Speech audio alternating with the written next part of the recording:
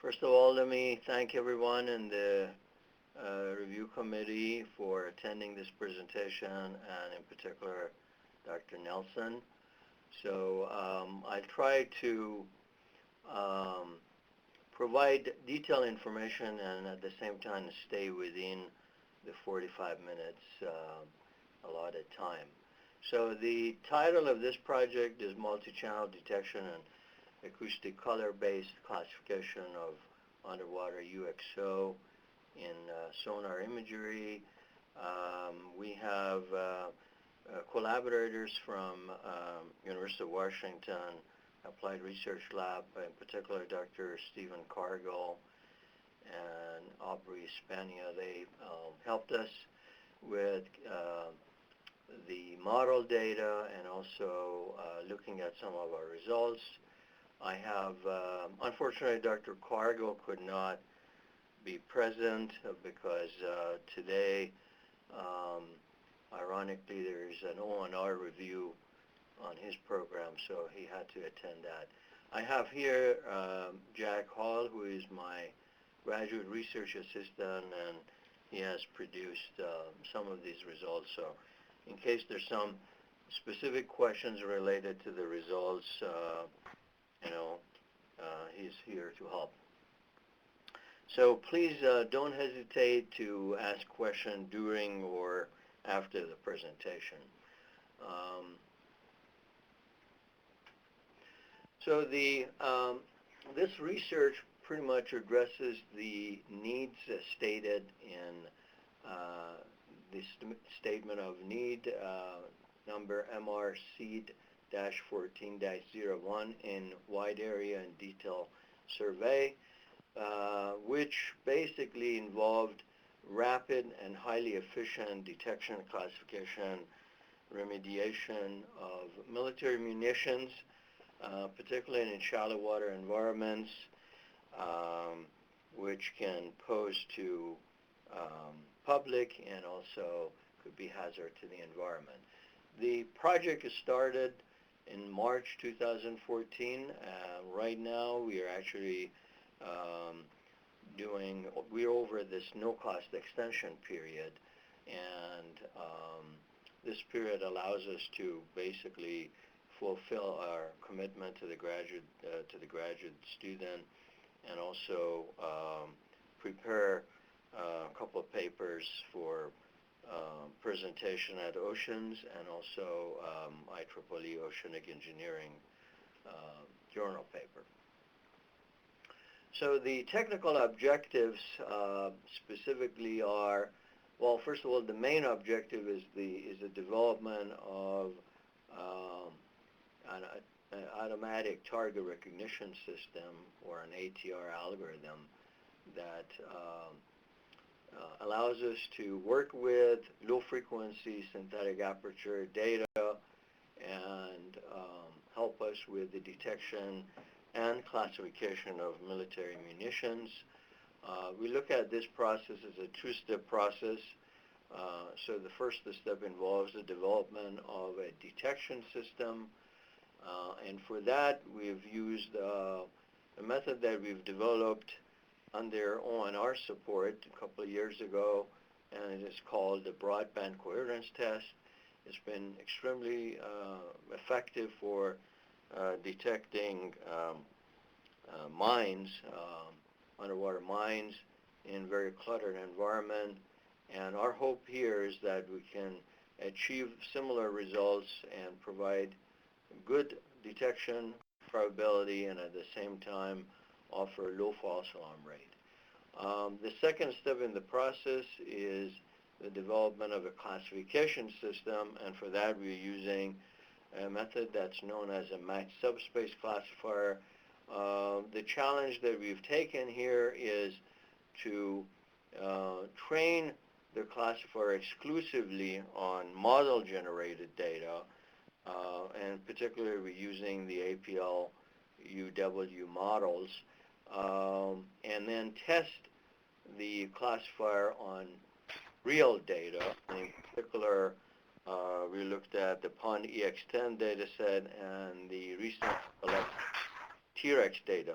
Now, the motivation behind training the classifier on the synthetic data is that in realistic situations, it's very difficult to collect um, data, particularly in shallow water environment, which represent a wide range of UXO and non-UXO objects in different conditions.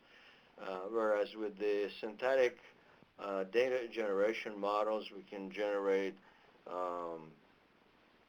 data for a wide variety of UXOs, different orientation, different range of the sonar, with the hope that we can train a classifier that would generalize on the real data. So that's basically the whole motivation behind the second part of this research. So with that, I'd like to talk a little bit about the theory behind the first subsystem, which is the detector. And as I indicated before, this uses a broadband coherence test. This broadband coherence test was developed for ONR problems, and in particular for sonar platforms that contain multiple sonar, disparate sonar. This disparateness could be in location or in frequency, and all the testing that we have done in the past with SAM data, SAM1 and SAM2, we've used high frequency and multiple broadband channels. So in this case, the data that we were given contains only one channel, so we had to actually create, by doing filtering, we had to create multiple channels of data. So here we assume that, I think I skipped one slide. So here we assume that our data is arranged into these data matrices, and the index of the elements within this matrix are as follows. The index M represents the index for the hydrophone element in the array. In this case, for the pond data, we have a 6-element array, so M can go from 1 to 6. The second index, N, represents the temporal or time sample. In this case, correspond to the range cell, and the subscript I correspond to the sonar channel.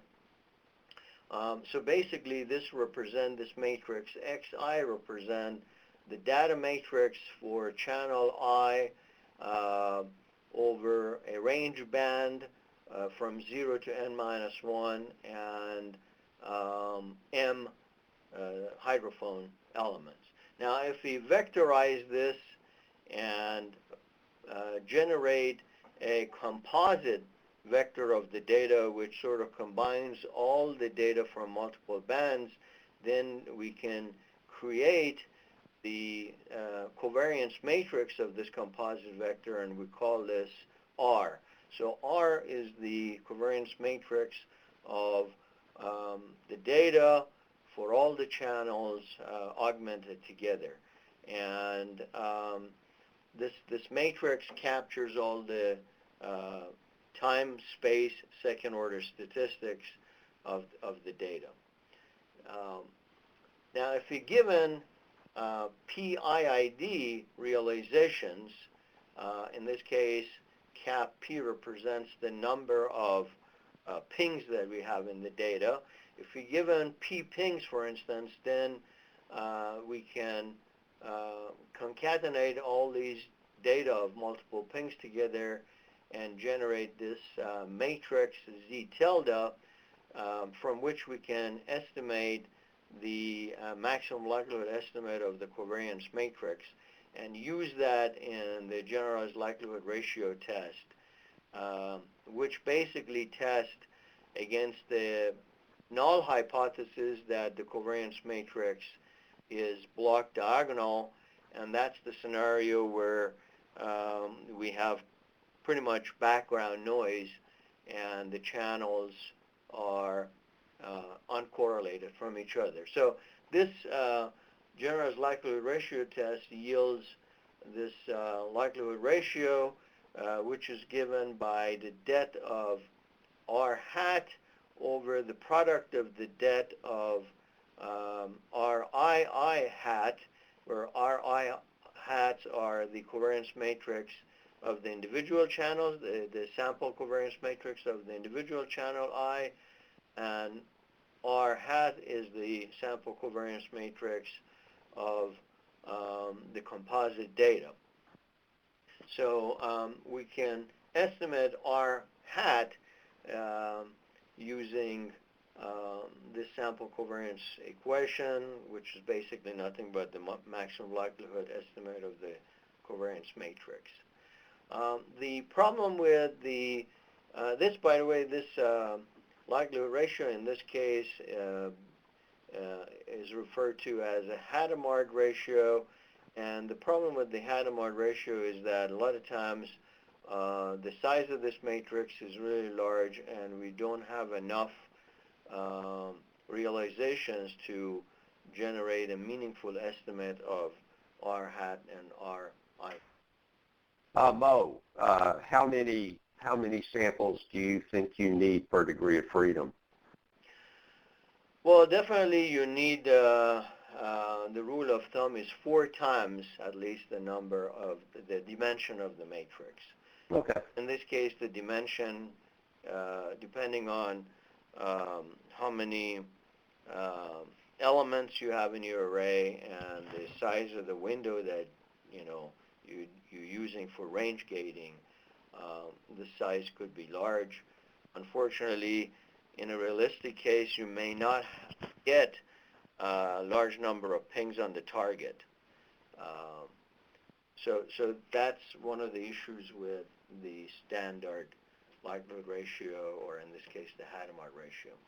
Yeah, well, you have the additional problem that if things change with range, things aren't IID anymore either. Your background changes. That is true. Yeah, but if we assume that the aspect separation is adequate, then we can sort of relax this.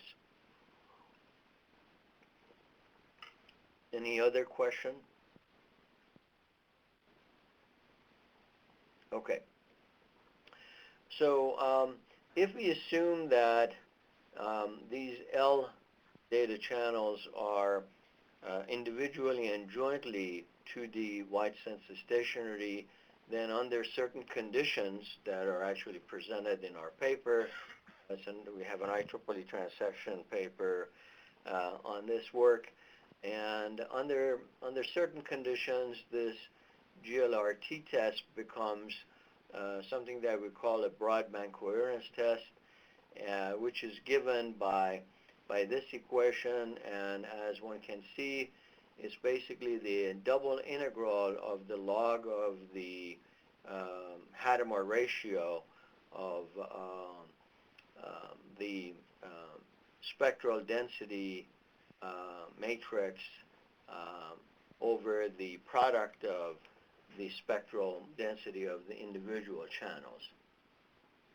And in this case, S hat in the numerator is the composite spectral density matrix.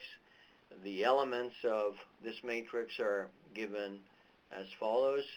So in our case, if we have a 2-channel situation, this would be a 2x2 matrix. And the denominator are the products of scalars. And these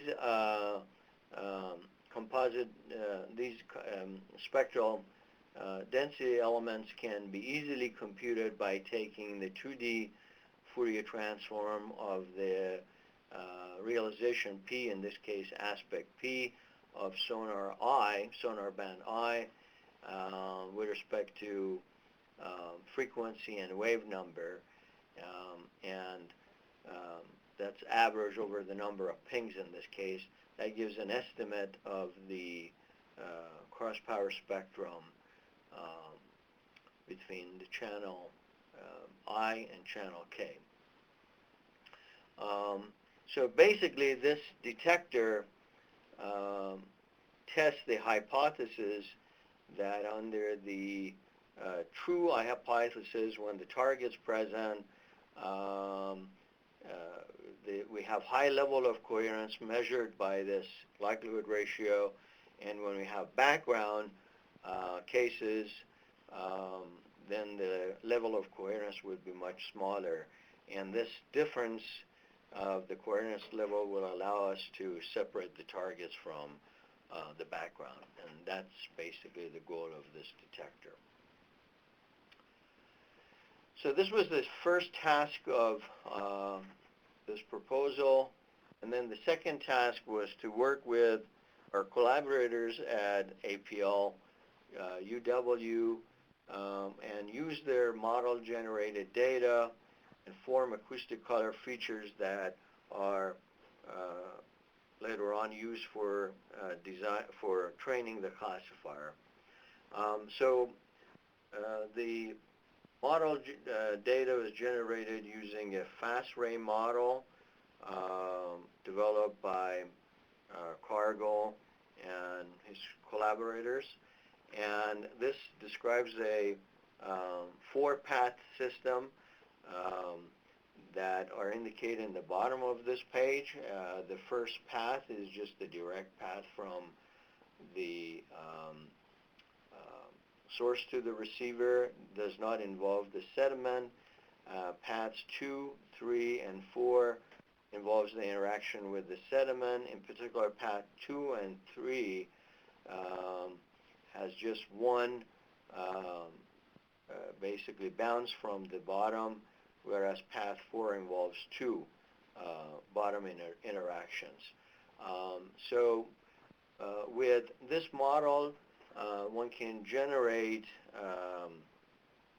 different data for different target types and at different aspects and different range configuration. Now this pressure spectrum of the wave packet is given by this equation where these AIs represent the amplitude of the scattering, and it's dependent on the frequency and also dependent on the particular path. V is a reflection coefficient at the water sediment interface, which is dependent on the grazing angle of the sonar with respect to the target, speed of sound in water, speed of sound in the sediment, the density and the loss parameters of the sediment. And then DIs are basically the path lengths, and TIs in this model represent the delays for different paths. So the way that this thing works is, you have the finite element models for every particular object type that's pre-generated, and these are generated for different paths, and then for different aspect and range conditions, P omega is computed, and once P omega is computed, then what we do is we pulse compress it with the transmit signal and take the FFT of that to generate the acoustic color features, and I will talk about that in a few minutes. So this third task here involves the development of the classifier, and here we've used the match subspace classification methodology developed a few years ago, and the features that are used here are the acoustic color features, and as I said, I will talk about how we generated those. This particular classifier relies on the following model for the data. Here, Y matrix consists of a bunch of data samples arranged as the columns of this matrix. H sub M is the subspace matrix associated with class M. So if we have multiple classes, if you have two classes, for instance, there are two of these matrices. Theta matrix represents the parameter space of the data, In other words, each column of matrix Y is represented in this subspace using a set of parameters. And N matrix here represents the noise or accuracy in this representation. So as I said, the assumption here is that the data lies in subspace HM for class M objects. And there are multiple choices for coming up with HM. One can use the data matrix of the training and apply singular value decomposition, or use predefined subspaces such as wavelet or curvelet. Here in this research, we are using sort of signal-dependent or class-dependent dictionaries that are based on methods such as KSVD or locally preserving KSVD, or in short we call it LPKSVD. So with this classifier, the standard classifier, the way it works is we generate for each dictionary matrix HM for each class, we generate the orthogonal projection matrix, which basically projects the data onto this subspace, and then form the complement of that, and that's basically this matrix in the middle here, and this represents the orthogonal projection complement matrix, which is the component orthogonal to the subspace HM. And then we look at the trace of this projection vector, projected vector, and normalize it with respect to the trace of the vector itself, and calculate this for all object types, and then the one that gives us the largest value is pretty much determines the class, the smallest value determines the class of the object. Now in this particular case, since we're using matrices that, or dictionary matrices that arrive from KSVD or LPKSVD, then the decision process is slightly different. What we do is we form the so-called reconstruction error for each dictionary M, or a normalized reconstruction error, and the one that gives the smallest is the winner. The idea is that if for instance, a target, an unknown target is presented, the dictionary corresponding to the targets would provide the smallest error, and as opposed to the non-target case, and that allows us to identify the type of the target. So in this case, theta OMP M superscript M represent the estimate of the parameter matrix generated using orthogonal matching pursuit. The reason being, with the KSVD or LPKSVD, we're not only representing the data in these subspaces, but also attempt to sparsify the data in the parameter space. So this OMP stands for the orthogonal matching pursuit, and index M is the index of the parameter. So basically for every data matrix,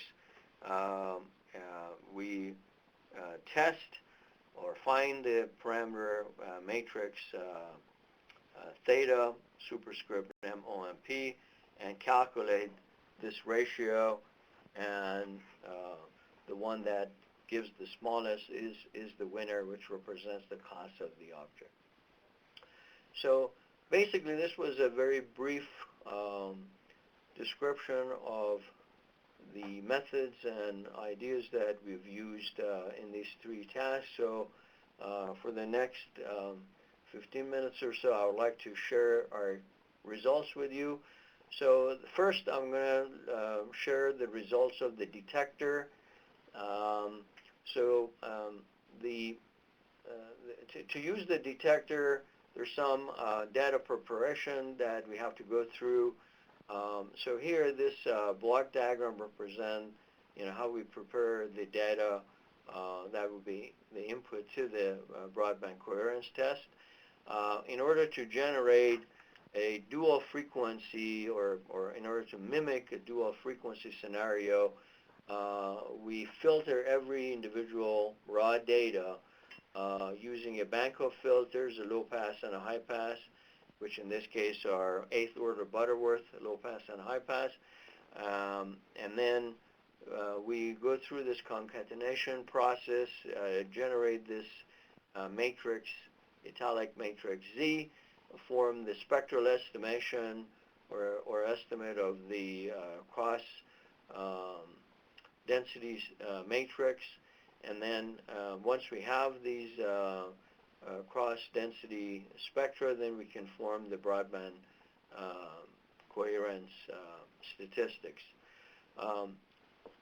Mo, could I ask a question again on the low pass and high pass? You were operating with stuff that basically went to 31 kilohertz, right? 0 to 31 kilohertz, correct. Yeah. Did you split it in the middle, or leave a dead band, or what? A split in the middle, yes. Okay. Yes. So Pond EX data has 6 hydrophone channels. We're using, for this part of the study, we're using only 5 out of 6 because one of the channel was, I think, corrupt.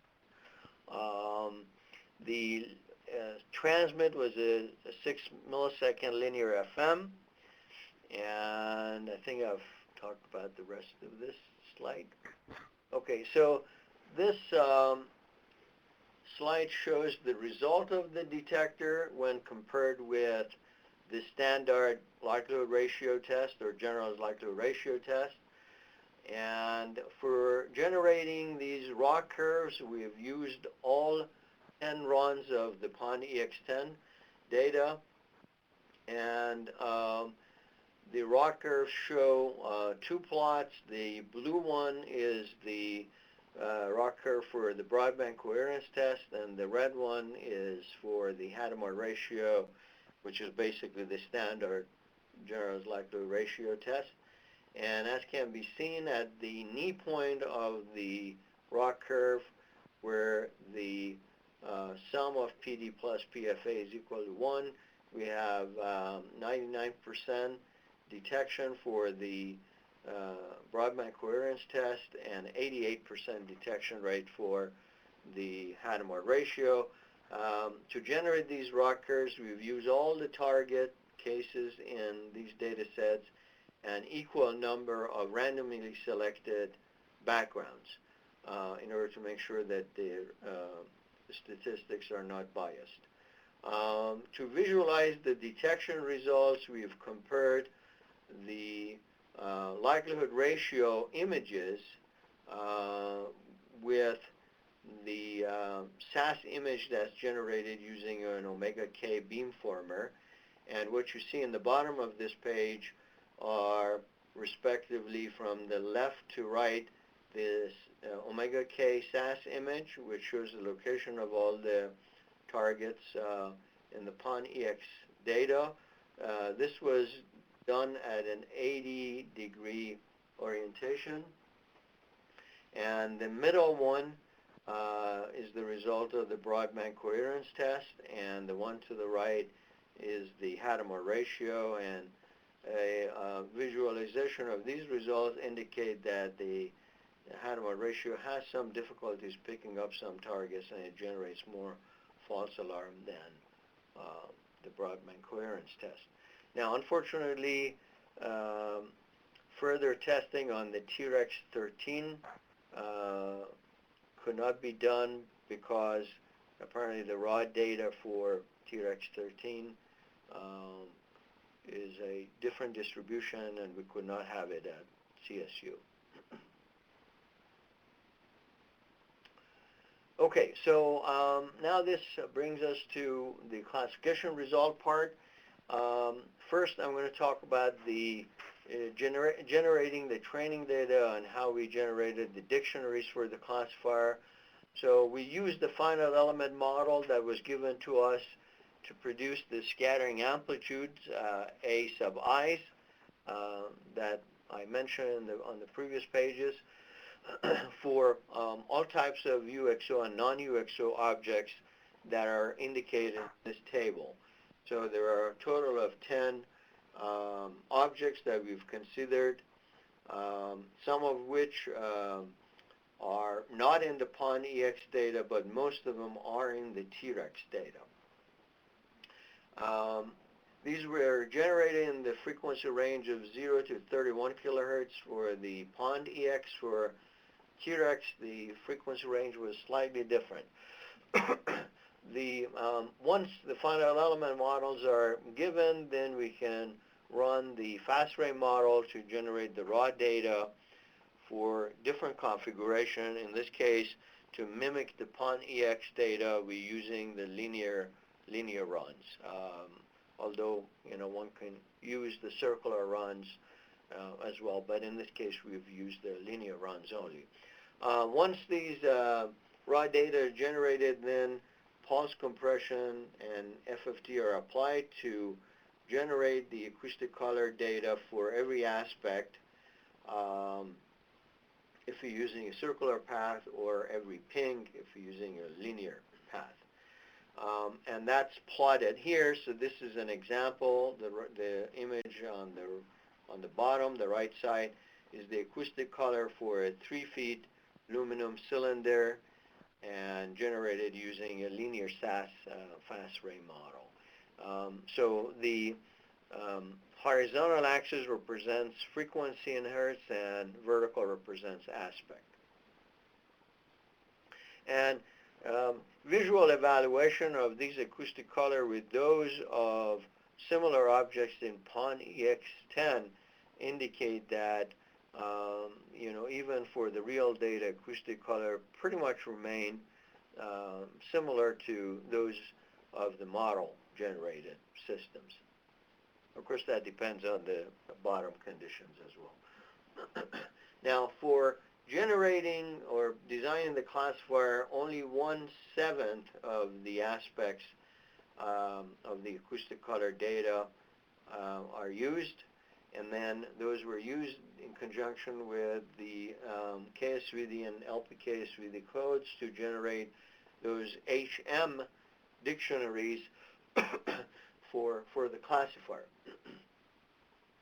Now, for the PON-EX10 and T-REX data, since we had different number of objects and different range of frequency of incident, the dimensions of these matrices were slightly different. For the T-REX model, T-REX data, we used both 10 meter and 30 meter runs to train the classifier.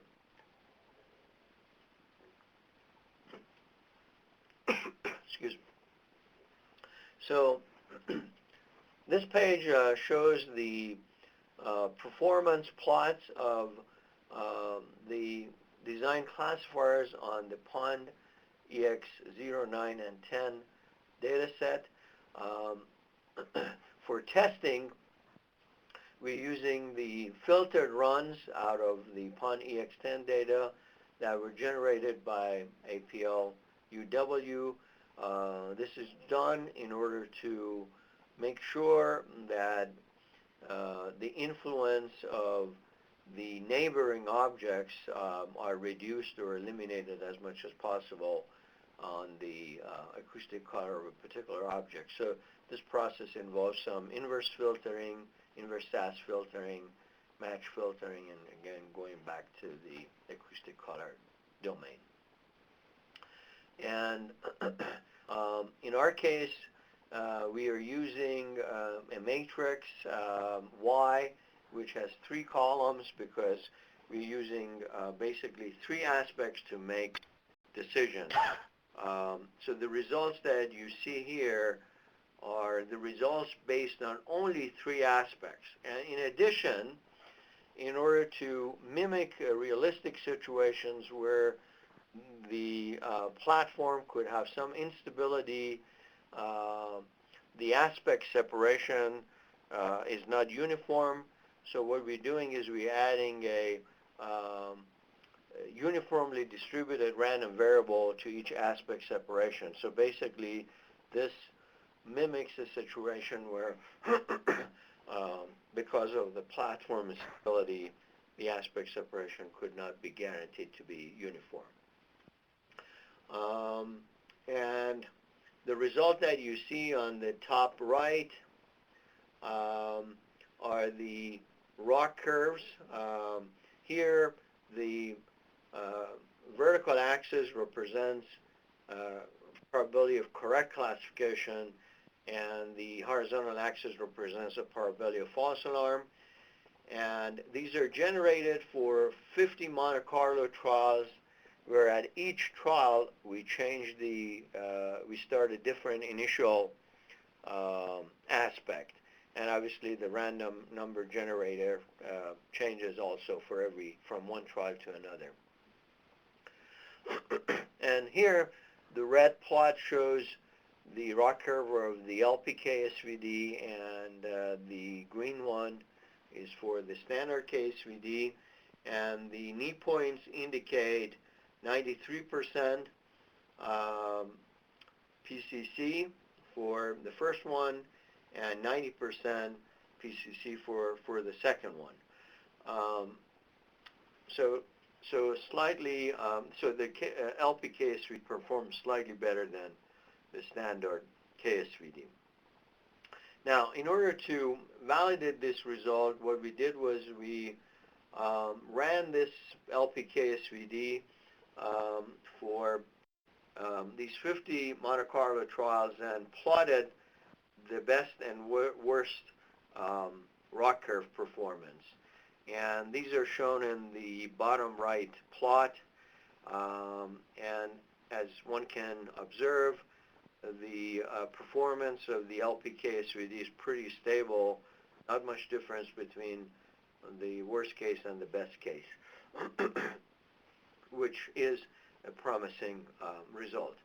And the table in the bottom, on the left bottom, represent the confusion matrix for this classifier.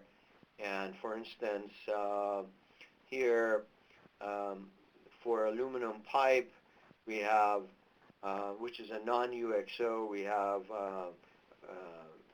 approximately 97% classification rate versus only 3% misclassification. Okay, so the next one is the result of testing on the T-Rex 13. And again, for the T-Rex 13, we've used the filtered data, and here we've used both 10-meter and 30-meter runs. And nevertheless, the result here show only the rock curves for the 10-meter run. And one can again observe that from the top right plot that the performance is pretty good. We had about 2% degradation in the performance, and that could be attributed to the fact that T-Rex data was collected in a more challenging environment than the pond data. And also, the LP-KSVD performs slightly better than the KSVD dictionaries. Now, another interesting thing that we did, which is actually, this was just a preliminary study. We would like to pursue this, you know, if the proposal is funded. We wanted to see what would happen if we do some incremental training based on some real data. Because one of the reviewers, when we said an interim report, one of the reviewers raised this interesting question that, okay, well, you have a lot of variability going from the synthesized data to real data, and how can you guarantee that with training only on the synthesized data, you can design a classifier that is robust and can generalize in real environment. So here what we did was we were showing the value, the added value of doing incremental training based on some limited um, data that you can extract from the new environment. So here we've trained our system based on the synthesized data, as mentioned before, but added only 2% of the training data of the pond EX10, and then did the testing on the 10-meter run. And one can see that right there we had, with just 2% of the labeled data extracted from pond EX10 data set, we gain about 3% improvement in the performance.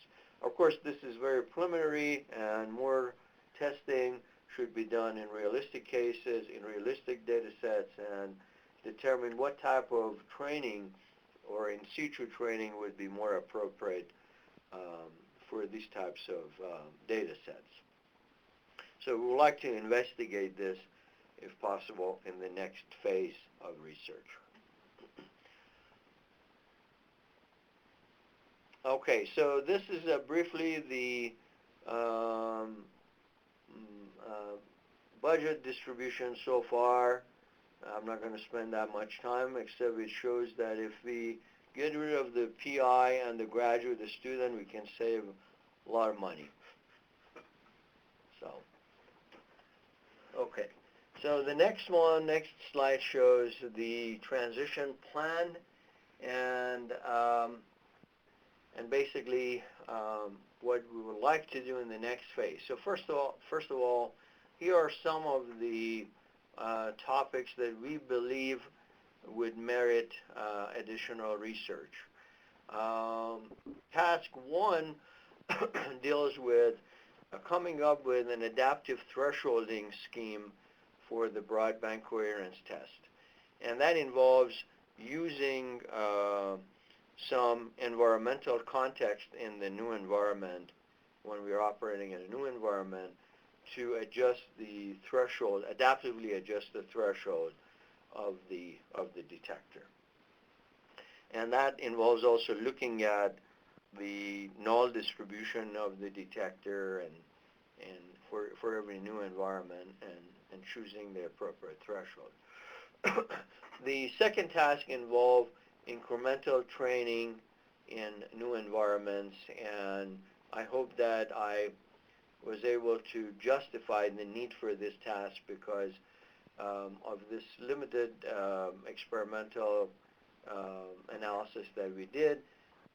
This experimental analysis does indeed point to the fact that incremental training is helpful, particularly if the training environment is substantially different than the testing environment. The third task, let me explain why we believe that this is an important task. The matched subspace classifier is indeed a linear classifier, although the subspaces are different for different classes. So for non-linearly separable data, it remains to be seen how this classifier will perform, particularly if we have a very challenging background condition. So we have identified some ways of extending this matched subspace classifier to the nonlinear case. One option is using a sort of a kernel version of this, which maps the data into a higher dimensional feature space in which the features are linearly separable. And this is done with the kernel trick, which is very common in methods such as support vector machine. The next task is multi-aspect fusion. So here in this study, we just use all the aspects in in that data matrix. Why? But one can argue that there may be some better ways of fusing decisions or features for designing multi-aspect classification systems.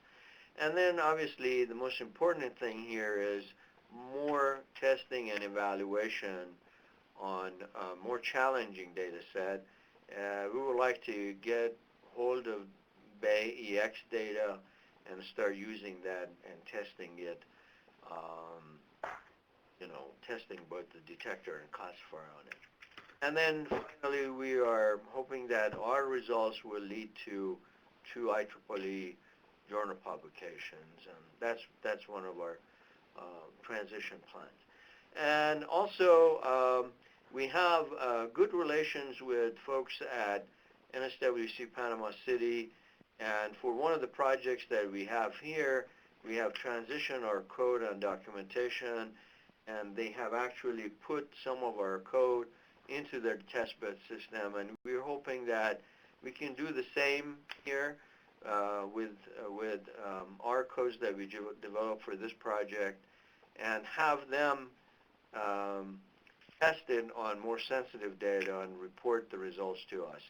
So that's one of our goals in the next phase, and we do know I have a long-term relationship with MSWC Panama City and know a lot of folks there. So the other option is looking at some other non-military application and pursue parallel funding, and some examples these are satellite remote sensing. Anytime you have multiple channels, I think the methods that we've proposed here would be extremely useful. Okay, so with this, I would like to conclude. So we've developed... Mo, could we go back to your proposed tasks? Sure. Your task one on your broadband coherence detection, certainly adaptive thresholding is something that probably would be useful, but second question, have you thought about, since you really will never have a two-frequency sonar, you're going to have wideband sonars here, and you've chosen to split it into two bands, is there any possible benefit to doing multiple bands? Say, go to 4 and do, some sort of non-coherent integration of results across all of the combinations, or... Actually, this is a great question. We did some experiment with SAM1 data. I'm not sure if you're familiar with that. It's a small synthetic aperture mine hunter, and this was under the ONR support.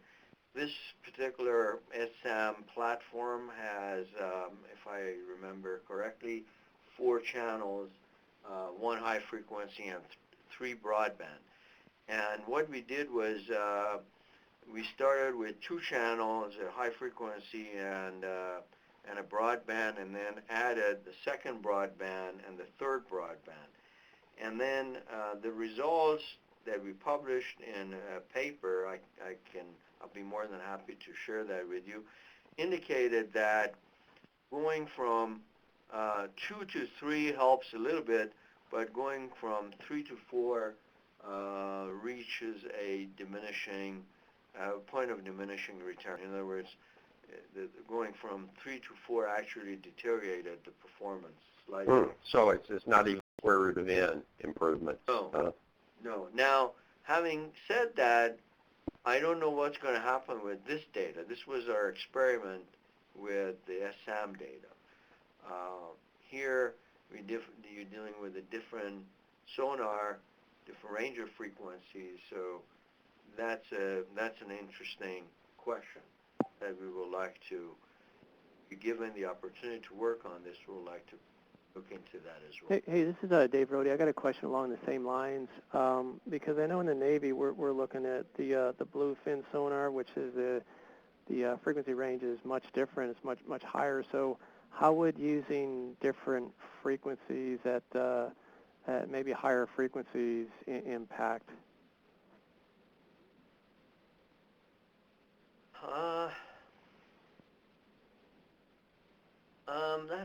that's a good question. I'm not sure.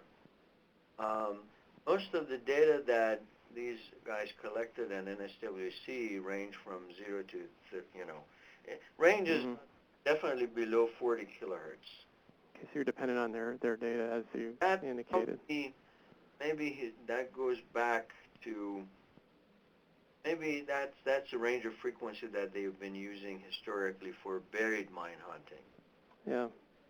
Because, we have some experience with uh, lost data, which we would love to use, but Navy labeled this as sensitive. We do have it here, but we stopped using it. In fact, that was a UXO data, and Right. that was if I recall correctly, was I think from 10 to 40 kilohertz, and that was designed primarily for buried mine hunting. Uh, so I'm not sure. Okay. Yeah, one more question too. Yep. How dependent are you on the in your equations the distance from the target as that varies? Sorry, could you please repeat? Yeah, your for the sonar that you're using, if you're going to do actual detection, how much does the distance matter at those frequencies? Distance from the target. Is there a strong dependence on that? It doesn't. No, no, it does not. It does not. The performance degrade as a function of range. No, we have not seen this. Although in this case, we don't have a whole lot of range variation because the objects are pretty much about the same distance to the rail. All right, thank you.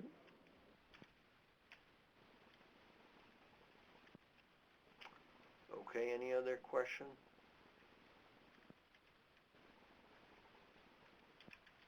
Okay, so with this I'd like to conclude we've tried to tackle a big task of developing effective and robust munition detection and classification system that address the needs of the critical needs of DoD for clearing contaminated sites. And this was pretty challenging because of the fact that for the classification part, we are exclusively using synthesized data with this motivation that, it's very difficult to collect real data with a large number of UXO cases and variability in terms of orientation and range. So the results of our seed research indicate the fact that number one, the broadband coherence test was capable of detecting munitions that are on the seafloor, proud on the seafloor. The scattering models provided by APL, University of Washington, showed that they are pretty useful for training classifiers and provided good generalization once our classifiers are trained based on these data sets. The results of the matched subspace classifier also show that classifiers that are trained on the model data were able to provide good generalization in terms of discriminating UXO objects from non-UXO in POND EX10 and TRX13 data sets. Obviously, to further validate the findings of this research, we need a lot more data, data that are more challenging, represent different type of bottom conditions. and we would like to do that in the next phase of research. Now, one last thing is we have submitted a paper to the Ocean Conference, and that will be presented in October? Middle of October. Yep. In October this year. And also we're in the process of putting a journal paper on the results of this research, which will be submitted to the Oceanic Engineering Journal. With this, I'm pretty much done, and I thank you for your attention and would like to address any remaining questions that you may have. So are there any more questions for Mo?